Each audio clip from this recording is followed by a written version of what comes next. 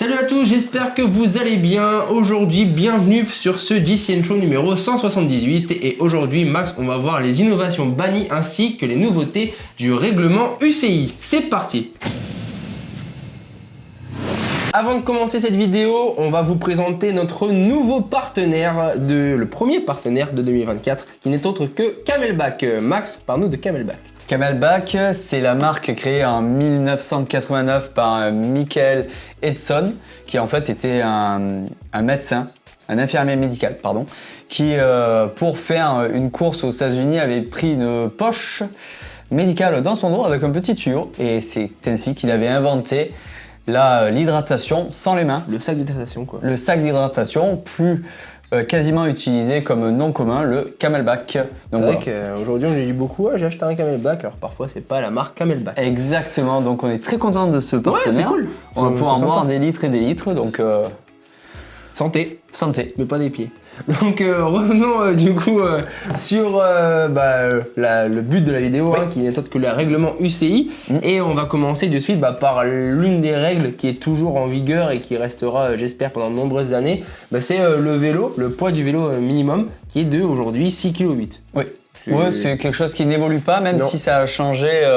Les vélos ont changé dernièrement, depuis quelques années maintenant avec les freins à disque, mais ils ont laissé cette limite pour éviter d'avoir des vélos trop légers et ainsi pouvant être trop fragiles. Ouais, c'est ça. C'est C'est sûr vraiment... qu'à un moment donné où aller chercher du poids sur le cadre, c'est aussi enlever de la couche et de l'épaisseur de carbone. Donc voilà, ça évite de fragiliser les cadres et qui cassent n'importe comment. Et d'augmenter les coûts aussi. Ouais, aussi, ouais. Ensuite, en deuxième, on a aussi la largeur de cintre. Oui, mais ça, c'est vraiment quelque chose c'est un sujet vraiment à la mode, clairement. Oui. Car on voit que l'aéro prend de plus en plus de place et les cyclistes cherchent de plus en plus de petites solutions pour gagner de l'aéro, des gains marginaux. Donc l'UCI a mis une règle en place au niveau de la largeur minimale des cintres. C'est maintenant 35 cm, ça reste très très petit. Ah, c'est très très petit. Ça reste très très petit. C'est vraiment pas large. Mais voilà, par contre, c'est vrai qu'au niveau de ce règlement, la largeur sera prise de l'extérieur-extérieur. Enfin, du moins de l'extrémité du cintre. Donc, ça peut, en extérieur, 35, en extérieur, c'est vraiment petit. Donc, Jan-Willem Van Schip a toujours le droit de rouler avec son guidon qui est évasé. Oui, exact. Comme on peut le voir sur les images. Ouais. Une position qui n'est pas forcément très très esthétique. J'ai déjà roulé avec ce mec et c'est vrai que c'était... c'est pas très beau, honnêtement. C'est pas très beau. Puis surtout que justement, on va faire la transition là-dessus. Mais les manettes, on voit qu'elles sont très pratiquement à l'horizontale. C'est ça. Elles sont vraiment tournées vers l'avant au maximum. Tournées vers l'avant, très inclinées à l'intérieur. Donc c'est en plus... on a eu il y a quelques semaines le nouveau règlement là-dessus de l'UCI qui va interdire l'inclinaison maximale et extrême de certains coureurs d'ici déjà 2024, mais en 2025 ça va être renforcé de nouveau. Et donc d'ailleurs il y a une question aussi de sécurité et d'ailleurs ça j'ai voulu le lire du coup. C'est donc un extrait du communiqué de l'UCI. Et donc dans le communiqué on peut voir une explication a été donnée sur le travail de l'UCI avec l'industrie du cyclisme pour créer un règlement clair concernant l'inclinaison extrême des leviers de frein vers l'extérieur, vers l'intérieur plutôt. Le positionnement des leviers à une inclinaison extrême limite la capacité de freinage des coureurs et constitue une modification du produit au-delà de son utilisation prévue. Ce type de positionnement sera limité en 2024. En 2025, un nouveau règlement entrera en vigueur exigeant le respect des directives d'installation établies par les fabricants de leviers de frein. Oui, en fait, clairement, ils attendent que les marques mettent des tolérances maximales pour le réglage des cocottes de frein. Donc c'est pas mal, il leur manque ce dossier technique pour pouvoir vraiment le limiter, mais dans tous les cas, ils freinent cette pratique cette année en limitant l'inclinaison. Est-ce que c'est vraiment... Alors, on l'a déjà vu, on a eu Pello Bilbao qui avait fait, c'était pendant un chrono, qui avait un prologue où les vols contre la montre étaient interdits. C'était sur le Tour Down Under l'année dernière, où il avait vraiment rentré ses manettes à fond pour gagner en aéro. Voilà, c'est sur un chrono. Est-ce qu'il a réussi à freiner? Oui. Voilà, les durites aujourd'hui sont quand même assez extensibles. Les cintres et le serrage des manettes, bon, c'est prévu pour quand même. Donc, est-ce que ça a une grande utilité? Non. Bah, je pense après, là, pour le coup, Bilbao, c'était vraiment un cas extrême. Oui. Généralement, on a plus, et encore là, on a mis des coureurs qui ont l'habitude, enfin, qui sont aussi remarqués par le fait d'avoir des manettes vachement inclinées, comme Evenepoel, Ayuso ou Pogacar. Mais voilà, il n'y a que quelques cas, c'est les plus extrêmes. Mais est-ce qu'ils sont tombés? Est-ce qu'ils n'ont déjà pas réussi à freiner à cause de leur manette? Non. Est-ce que moi je pense que c'est vraiment dommage parce que l'air de rien c'est un confort chez le cycliste. C'est quand même sa position de mettre ses mains d'une certaine façon. On n'est pas tous on n'a pas tous la même morphologie, on n'a pas tous le même confort. Donc moi je trouve ça un peu dommage dans l'extrême, de limiter l'extrême comme Bilbao, c'est pas un problème, mais de le faire par contre pour des coureurs comme Evenepoel qui le font juste comme d'habitude, moi je trouve pas ça handicapant pour le règlement. Donc, c'est des limites qui visent à rendre les vélos à peu près uniformes et garder une certaine élégance. Non, c'est pas très sur le vélo. Et notamment, il faudrait voir, mais au niveau des efforts, c'est vrai que d'avoir la manette et qui est plus inclinée, on va peut-être avoir des torsions qui pourraient arriver dans la manette, alors que si elle est dans l'axe, le collier de serrage est vraiment dans l'axe. Et puis il y a peut-être aussi cette question, mais dans tous les cas, ils freinent la pratique, ils essaient de les remettre à peu près dans l'axe, et ça évoluera. Ça évoluera dans ce sens. Et après, on va passer à un autre point du règlement. Bon, là, on l'a pris. C'était moi le point de règlement qui m'avait fait très très rire à l'époque parce qu'il y avait d'autres soucis que ça à l'époque. Mais du coup, c'était la hauteur des chaussettes ou des surchaussures en contre-la-montre qui devait être respectée jusqu'à mi-mollet et pas plus haut. Donc ça, honnêtement, c'est ce qui m'a fait un peu rire à l'époque. À l'époque, il y avait tellement de cas de dopage mécanique, il y avait d'autres soucis à régler. Et l'UCI s'était vachement penché sur la hauteur des chaussettes et des surchaussures. Donc, c'est un peu privatisé, privatisé non. Mais il y avait peut-être la priorité à mettre ailleurs, quoi. Oui. Bon, c'est un peu un règlement un peu bête, quoi. C'est ça. Chose plus importante maintenant et qui a déjà évolué l'an dernier, c'est les mesures pour les vélos de contre-la-montre et notamment des prolongateurs. Donc déjà, avant que tu nous expliques exactement ce qui s'est passé, ils ont catégorisé la taille des cyclistes. Donc ils les ont répartis en 3 tailles.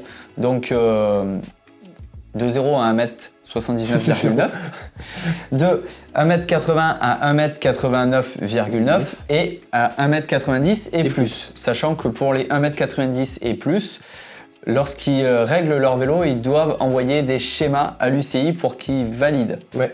Donc, explique-nous, Alex, un peu plus en détail les changements et les problèmes surtout que ça cause. Alors c'est simple, moi j'en ai fait partie de cette galère que quand on fait 1m89,9 ou 1m90, mais bon ça il fallait passer à la toise après, mais quand j'ai commencé chez les pros, j'avais pas cette dérogation, je faisais 1m89 aidé pour la fédé et j'étais jamais vraiment passé à la toise.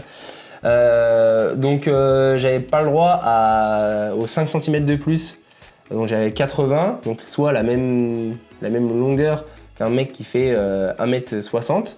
La longueur de l'axe de pédalier. L'axe de pédalier au bout du prolongateur. Okay. Et donc c'était un peu compliqué, j'avais vachement les coudes proches de mes genoux et c'était pas toujours évident. Et c'est vrai que depuis à un moment donné, c'était au UAE Tour, j'ai eu le droit à ce petit bonus. Mais après le règlement avait encore changé comme aujourd'hui. Mais j'avais le droit à ce petit bonus et ça a changé pas mal la donne. Donc comme Max a dit, aujourd'hui il y a 3 catégories, donc là 1, 2, 3 selon les tailles. Et donc il y a plus ou moins ce droit à la distance, que ce soit aux angles. de l'axe et aux angles, c'est ça ce que j'allais y venir. Donc c'est soit la taille, donc on a de 80 jusqu'à 85, il y a des entre-deux, mais c'est aussi l'angle et la hauteur entre l'accoudoir et le repose-bras du coup, et le sommet du prolongateur. Bon, c'est des détails qui sont un peu, c'est très compliqué à faire. Et c'est pour ça qu'aujourd'hui les cotes sont faits au laser, etc. pour pas se tromper. Mais en tout cas, c'est un règlement qui est très très compliqué pour certains à comprendre. Et d'ailleurs, je pense qu'il devrait être encore amélioré et être fait selon pas que la taille, mais aussi le buste. Oui. Et la longueur des bras du coureur, parce que c'est quand même hyper handicapant. Il y a des coureurs qui font 1m90 mais qui ont des petits bras, et il y a des coureurs qui font 1m80 mais qui ont des très grands bras, et en fait c'est pas comme en triathlon où il y a tellement de monde qui arrive dans un parc à vélo où on peut contrôler toutes les cotes des vols chrono.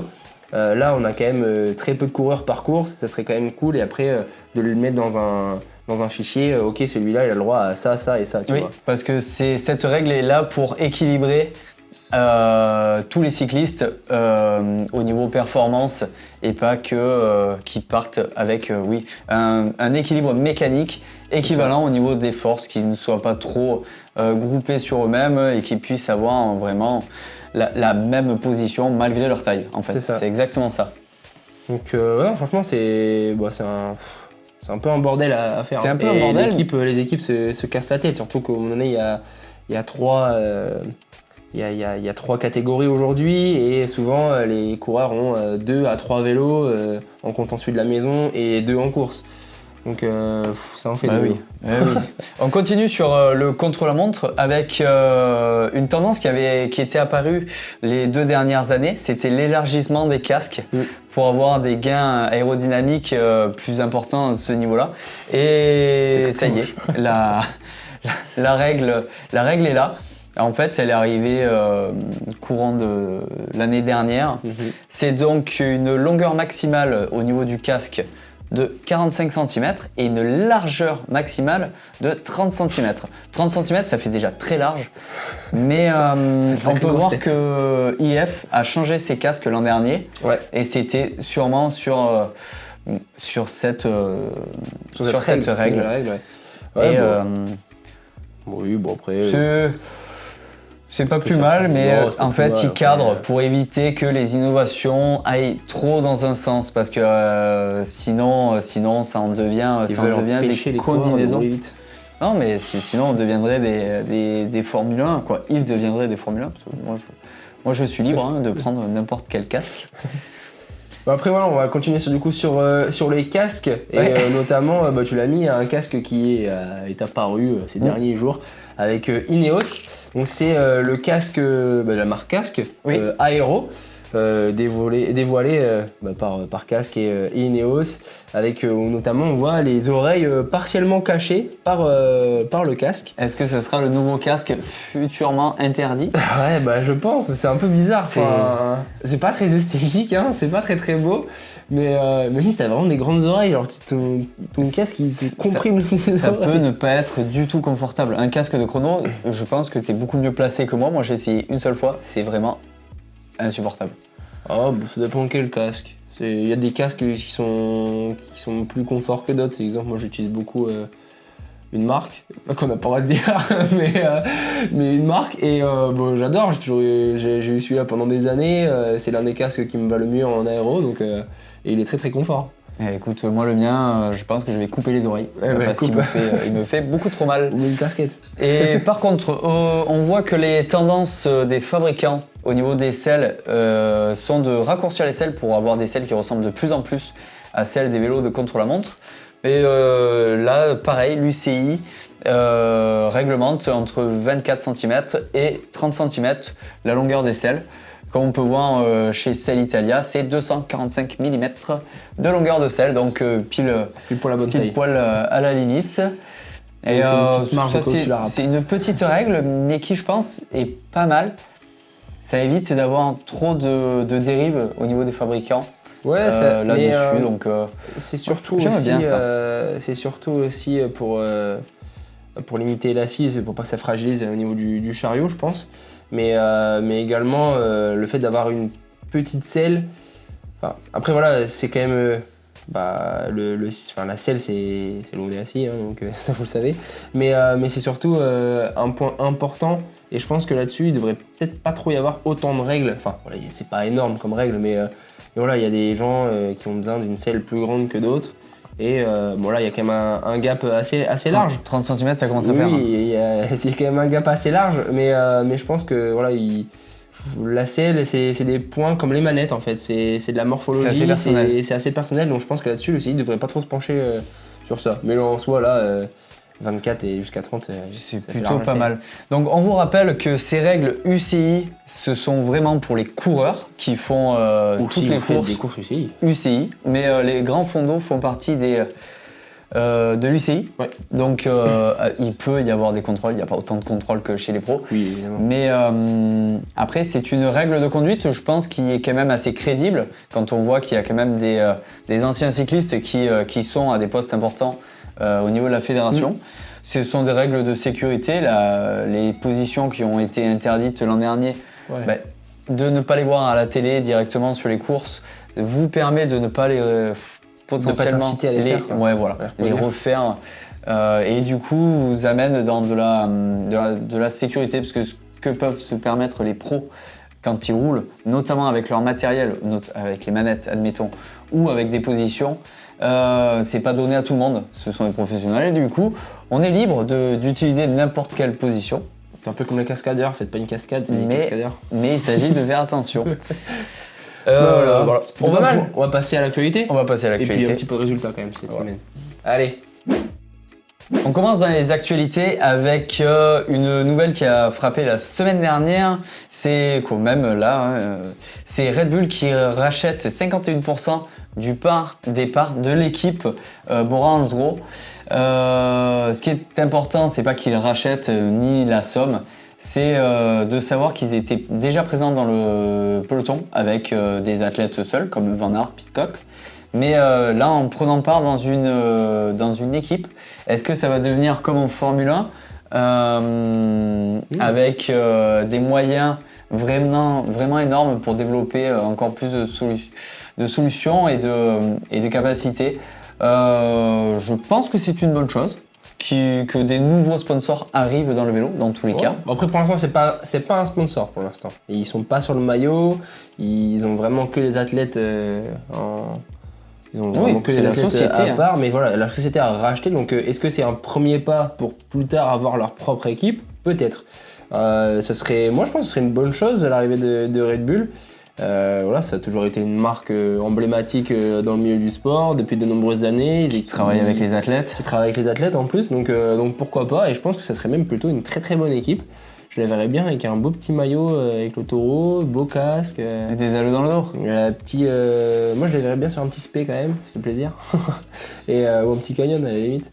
Mais non, franchement, ça serait pas mal. Ça serait pas mal. On verra au cours de l'année ou voire l'an prochain ce qu'il en est. Déjà, on verra ce que Primož Roglič va réussir à faire dans cette équipe. Exactement. On continue avec des actualités un peu plus sales.